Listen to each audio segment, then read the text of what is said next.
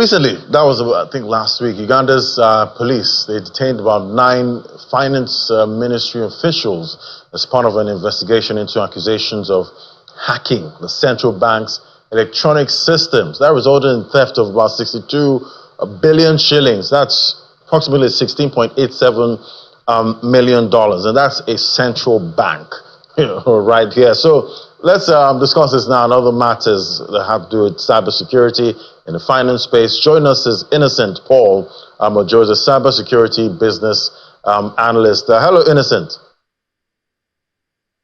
Hello, thank you very much for having me, Ladi. Right. So this is the central bank we're talking about here in Uganda.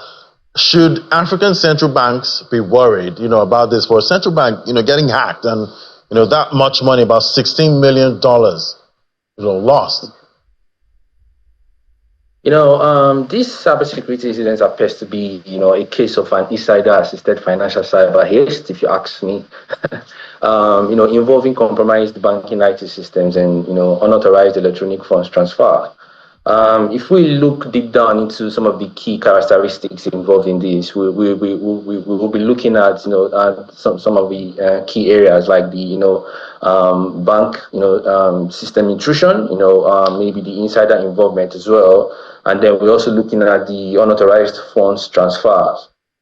And then, the state's financial level involvement as well is also a key area for us to, also look into. And then a possible use of, APTS, which is advanced, persistent threat of, a banking system, or you still refer to that as, a banking malware.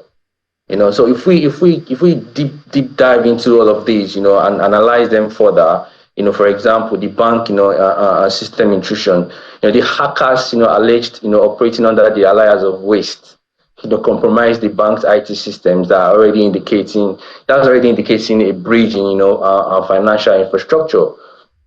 If we also go deep down to also look at the other area, which is the insider involvement, the fact that, 9 finance, ministry officials, including senior treasury personnel, have been detained, suggests potential insider collusion or maybe even, negligence. So insider often play a key role in haste like this, providing privileged access, or maybe even credentials, facilitating fraudulent transactions, So these are often some key areas that we ought to look into. And then, unauthorized funds transfer as well. The attackers allegedly stole 62 billion Uganda shillings. That's a whole lot of money, Ladi. If we convert that to dollars, that's running into millions of dollars. That's a lot of money, implying they successfully executed these fraudulent transactions or manipulate the banking records to siphon the funds. Right. These are very big issues. Yeah, that's definitely a lot of money, and most of these financial services, companies, they spend a lot, on cybersecurity. Would you say they're spending enough, at this point? And how do you protect against insider compromise? Yeah, so one of the key things to look out for is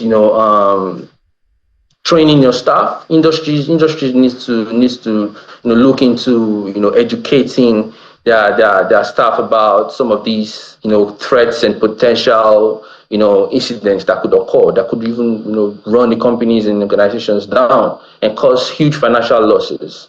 Some of these could obviously teaching and educating the organization staff to understand some techniques obviously used by these attackers, which of course is one of which is email phishing, where they come into systems pretending to be what they are not, and then obviously you don't know what's going on, and then obviously you go into these emails and go into these systems thinking you're actually interacting with some legitimate persons.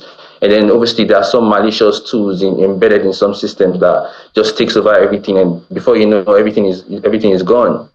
So these are some of the critical areas that we do need to look into.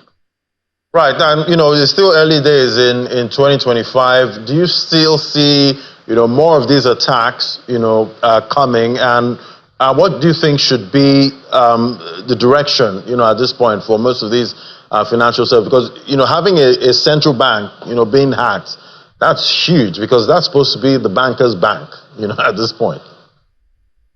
Yeah, delayed detection and response is one of the key areas as well that we we need to look into, because incident response is one critical aspect of cybersecurity, I must say. If the attack happened in 2023 and arrests are happening in 2025, that indicates a prolonged investigation, suggesting either a sophisticated invasion of tactics by these attackers, or challenges in tracking the stolen funds, and these are loopholes and areas that we need to look into. Right. So much to look into, and look at it from an African perspective.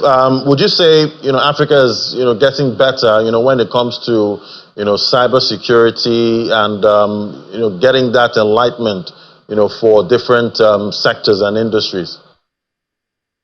Yeah, cybercrime in Africa is escalating rapidly. In 2023. African businesses experienced, say, around 23% in weekly cyber attacks, which is obviously still a lot. These have also increased over time anyway. So compared to previous years, this has marked a rapid growth globally.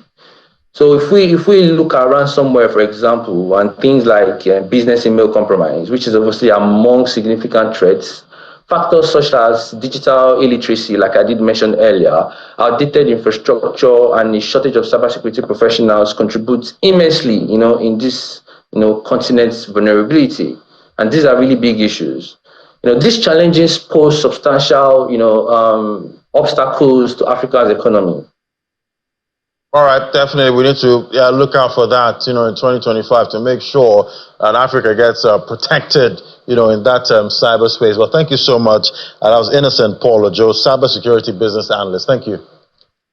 Thank you very much, Ladi. Thank you for having me.